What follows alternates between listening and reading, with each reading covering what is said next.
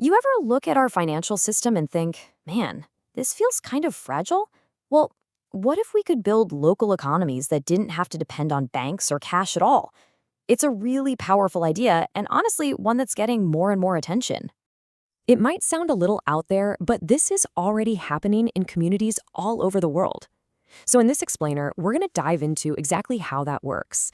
And, more importantly, we're going to uncover the vital signs that really determine whether these ambitious systems succeed or if they just fizzle out. All right, here's our game plan. We'll kick things off with the basics of how you can trade without money. Then, we'll get right into the single biggest problem that makes these systems fail. From there, we'll figure out a way to actually measure a system's health, decide who should get credit, and we'll wrap it all up by understanding the shared risk that holds the whole thing together. Okay, first things first, let's get a real handle on the core concept here. These are systems that help people exchange things without using, regular money. Think of it kind of like a community-wide IOU system. Instead of cash, members use their own credits. When you buy something, your account gets a debit. When you sell something, you get a credit. It's a way for a community to create its own liquidity, basically its own ability to keep trade moving, right from the ground up. The entire system is built on this one simple idea of reciprocity. Give and take. In the long run, your balance should kind of hover around zero because you've put in as much as you've taken out. Now, while the idea is super simple, making it work in the real world, well, that's where a critical challenge pops up. So, what is this hidden catch? It's a problem that can cause even the most idealistic, well-intentioned systems to just grind to a halt and collapse. This right here is the #1 killer of community exchanges. It's called pooling. It's what happens when all the credits flow to just a few key members and then just stop. The circulation dies. And that is a death sentence for any economy, big or small. And the problem really comes from a fundamental mismatch. So on one side, you have your casual members, people offering things like guitar lessons or pet sitting. They find it really easy to spend their credits at, say, the local food store. But the food store, which has something everyone needs all the time, finds it super easy to earn credits, but then struggles to find things to spend them on within the system. And this quote just nails it. This is where it all falls apart. When the most valuable members, those essential businesses, can't use the credits they've earned, they just leave, they opt out. And once they're gone, the whole system collapses because there's nothing essential left to buy. So, to stop this collapse from happening, we need a way to measure the health of the system and its members. We need to make smarter decisions right from the very beginning. And that brings us to this simple but really powerful metric, the sales performance ratio, or SPR. What's so clever about it is that it doesn't just look at debt. It compares that debt to a person's actual sales. It asks one crucial question. Based on how much you're selling, how fast can you pay back what you owe to the community? Okay, let's make this real. Look at Robert and Maria. Both have the exact same balance, -200 credits. But Robert hasn't made any sales, so his SPR is infinite. He's basically a drag on the system. Maria, on the other hand, is actively selling stuff. Her SPR is just 8 days. At her current pace, she could clear her debt in about a week. Now that's a healthy, contributing account. So this gives us a really clear, practical benchmark.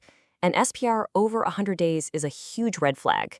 It means that account has way too much credit compared to its ability to pay it back. The sweet spot, that kind of optimal range you're shooting for, is somewhere between 20 and 50 days. Now, what if we took this same logic and applied it not just to one person's account, but to the entire exchange? Well, it turns out this is how we can check the vital signs of the whole system. You just take the total debt of all the members and divide it by the total average daily sales of the entire system.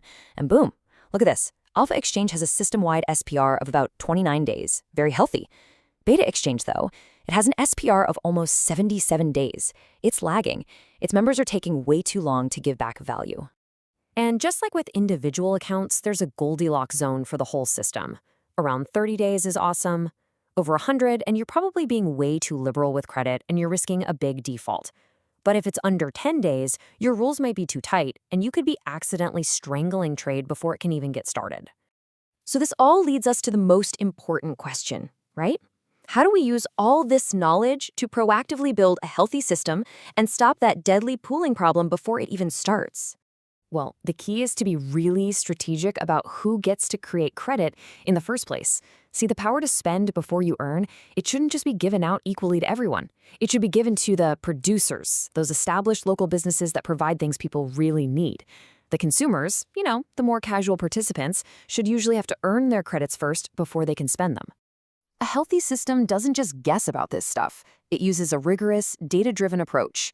It looks at a member's sales history, their reputation, how stable their business is, even external ratings to make that crucial decision. Who gets a line's credit and how big should it be? All right, finally, to really get how these systems tick, we have to understand who's carrying the risk when credit is given out. When the system gives a member a line of credit, it's not magic money. It's collective credit. The risk that that person won't pay it back is shared by every single person in the exchange. So one person's default becomes the entire community's loss. Let's walk through a quick scenario. Charles has a 1,000 credit limit from the community, but he wants to buy a 3,000 credit car. Now, Louise, the seller, has to decide if she's willing to personally lend him the other 2,000. If Charles flakes and defaults, the community loses the 1,000 it risked, but Louise personally loses the 2,000 she risked. And that is the huge difference between shared risk and private risk. So you see, at the end of the day, success isn't about idealism. It's about smart, fair, data-driven rules. It's about building a system that rewards the people who create real value and makes sure that everyone can give back what they get from the community. It's a really powerful idea to end on. When a community takes direct control of its own credit, it also takes on this shared responsibility for each other's success. It really suggests a future where our local economies aren't just more independent, but maybe more interconnected and sustainable too.